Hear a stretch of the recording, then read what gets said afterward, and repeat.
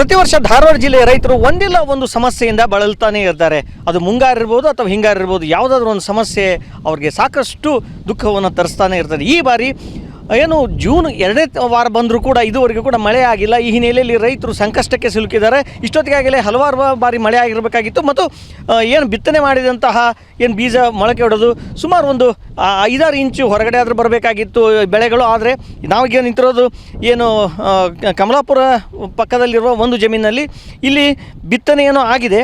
ಆದರೆ ಬಿತ್ತನೆಯಾಗಿ ಎಷ್ಟೋ ದಿವಸಗಳಾದರೂ ಕೂಡ ಇಷ್ಟೇ ಪ್ರಮಾಣದ ಏನು ಬೆಳೆ ಹೊರಗಡೆ ಬಂದಿದೆ, ಅಂದರೆ ಮೊಳಕೆ ಹೊಡೆದು ಹೊರಗೆ ಬಂದಿದೆ. ಇದು ಇನ್ನೂ ಸ್ವಲ್ಪ ಎತ್ತರ ಇರಬೇಕಾಗಿತ್ತು. ಆದರೆ ಮಳೆಯ ಏನು ಅಭಾವದಿಂದಾಗಿ ಈ ಸಮಸ್ಯೆ ಸೃಷ್ಟಿಯಾಗಿದೆ. ಜೂನ್ 2ನೇ ವಾರ ಮುಗಿಯುತ್ತಾ ಬಂತು, ಆದರೂ ಕೂಡ ಮಳೆಯ ದರ್ಶನವೇ ಇಲ್ಲ.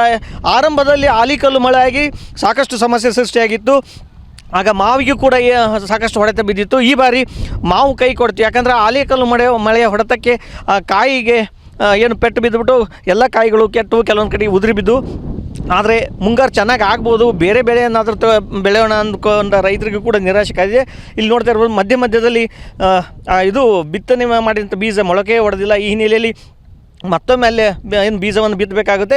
ಈಗಾಗಲೇ ಸಾಕಷ್ಟು ಪ್ರಮಾಣದಲ್ಲಿ ಖರ್ಚು ಮಾಡಿರೋ ರೈತರು ಈಗ ಮತ್ತೆ ಖರ್ಚು ಮಾಡೋ ಪರಿಸ್ಥಿತಿಯಾಗಿ ಬಂದಿದ್ದಾರೆ. ನೋಡ್ತಾ ಇರ್ಬೋದು ಮಧ್ಯದಲ್ಲಿ ಸಾಕಷ್ಟು ಇದು ಖಾಲಿ ಜಾಗನೇ ಇದೆ. ಇದೀಗ ಸದ್ಯಕ್ಕೆ ಒಂದು ಮಳೆ ಆದರೆ ಇದ್ದಂತಹ ಬೆಳೆ ಆದರೂ ಕೂಡ ಬೆಳೆಯುತ್ತೆ. ಆದರೆ ಮಳೆಯ ದರ್ಶನ ಮಾತ್ರ ಬರ್ತಾ ಇಲ್ಲ. ನಿತ್ಯವೂ ಸಾಕಷ್ಟು ಪ್ರಮಾಣದಲ್ಲಿ ಬಿಸಿಲು ಬೀಳ್ತದೆ, ಆದರೆ ಮಳೆ ಮಾತ್ರ ಬರ್ತಾ ಇಲ್ಲ. ಈ ಹಿನ್ನೆಲೆಯಲ್ಲಿ ರೈತರು ಸಾಕಷ್ಟು ಸಂಕಷ್ಟಕ್ಕೆ ಸಿಲುಕಿದ್ದಾರೆ. ಬನ್ನಿ, ಇಲ್ಲಿ ಒಬ್ಬ ರೈತರಿದ್ದಾರೆ. ಯಾವ ರೀತಿ ಈ ಬಾರಿ ಮುಂಗಾರು ಸಮಸ್ಯೆ ಮಾಡ್ತಾ ಇದೆ ಅನ್ನೋದನ್ನು ಅವ್ರನ್ನ ಕೇಳೋಣ. ಒಮ್ಮೆ ಒಂದೊಂದು ಸಾರಿ ರೈತರ ಸಮಸ್ಯೆನೇ ಆಗ್ತಾ ಇದೆ. ಈ ಬಾರಿ ಮತ್ತೆ 2ನೇ ವಾರ ಆದರೂ ಕೂಡ ಇದುವರೆಗೂ ಮುಂಗಾರು ಬಂದೇ ಇಲ್ಲ. ಏನು ಅನ್ನಿಸ್ತಾ ಇದೆ? ಇದು ಮಳೆ ಅಭಾವದಿಂದ ಈ ಪೀಕ್ ಊಟಕ್ಕೆ ಆಗೋಲ್ಲ. ಇವು ಬಿತ್ತಿದ ನೆಲಕ್ಕೆ ಹೊಡೆದಿದ್ದು ಸದ್ಯಕ್ಕೆ ಈ ಬಿಸಿಲಿನ ತಾಪಕ್ಕೆ ಒಲಿಗೆ ಹೊಂಟವ್ರಿ ನೀ ಅಂತ ಮಳೆ ಆಗಬೇಕಾಗಿತ್ತು. ಇಷ್ಟೊಳಗಾಗಲೇ ಆಗಲಿಲ್ಲ. ಈಗ ಜೂನ್ 2ನೇ ವಾರ ದಾಟಕ್ಕೆ ಬಂದರೂ ಏನು ಮಿರ್ಗ ಮಳೆ ದರ್ಶನನೇ ಇಲ್ಲ. ಹಿಂಗಾಗಿ ರೈತರು ಸಂಕಷ್ಟಕ್ಕೆ ಒಳಗಾಗ್ಯಾರು. ಇದಕ್ಕೆ ಮುಂದೆ ಏನು ಪರಿಹಾರ ಅನ್ನೋದು ಗೌರ್ಮೆಂಟ್ನವ್ರ ಸಹಾಯ ಮಾಡಬೇಕು.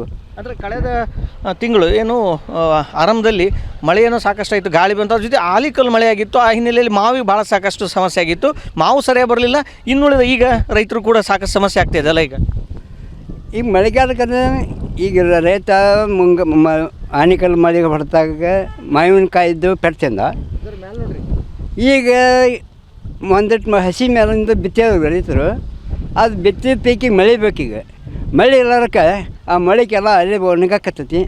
ಅದಕ್ಕೆ ಏನು ಮಾಡ್ಬೇಕು ಪರಿಹಾರ? ಮಳೆಗಾಲನ ಮೇನು. ಇನ್ನು ರೈತರಿಗೆ ಮತ್ತೊಮ್ಮೆ ಪುನಃ ಬಿತ್ತಬೇಕಂದ್ರೆ ತುಟ್ಟಿ ಬೀಜ, ಅವು ಬೀಜಕ್ಕೆ ಪಾಳೆ ಹತ್ತಿರ ಸಿಗೋಂಗಿಲ್ಲ. ಹಿಂಗಾಗಿ ರೈತರ ಸಂಕಷ್ಟಕ್ಕೆ ಬೀಳ್ತಾನು. ಈಗ ಒಂದು ವೇಳೆ ಎಷ್ಟು ದಿವಸದಾಗ ಮಳೆ ಬರಲಿ ಅಂದರೆ ಇಲ್ಲಿ ಒಂದು ಬೆಳೆ ಒಣಗಿ ಹೋಗ್ತದೆ. ಈಗ ಒಂದು ಸುಮಾರು ಒಂದು 8-10 ದಿವಸ ಮಳೆ ಆಗಲ್ದ ಹೋದರೆ ಈ ಮುಂಗಾರು ಪೂರ್ತಿ ಕೈ ಕೊಟ್ಟಂಗೆ ಆಕೈತೆ ರೀ, ಒಣಗಿ ಹೋಗ್ಬಿಡ್ತಾವೆ ಪೀಕ್. ಅದಕ್ಕೆ ಏನು ಮಾಡ್ಬೇಕು ತಿಳಿವಲ್ರಿ. ಇನ್ನೂ ಒಂದು ವಾರ ಮಳೆ ಆಗದೆ ಹೋದರೆ ಈ ಬಾರಿಯ ಮುಂಗಾರು ಮಳೆ ಸಂಪೂರ್ಣ ನಾಶ, ಮುಂಗಾರು ಬೆಳೆ ಸಂಪೂರ್ಣ ನಾಶ ಅನ್ನೋದು ರೈತರ ಆತಂಕ. ವರುಣದೇವ ರೈತರ ಮೇಲೆ ಅದೇಕೆ ಮುನಿಸ್ಕೊಂಡಿದ್ದಾನೋ ಗೊತ್ತಿಲ್ಲ.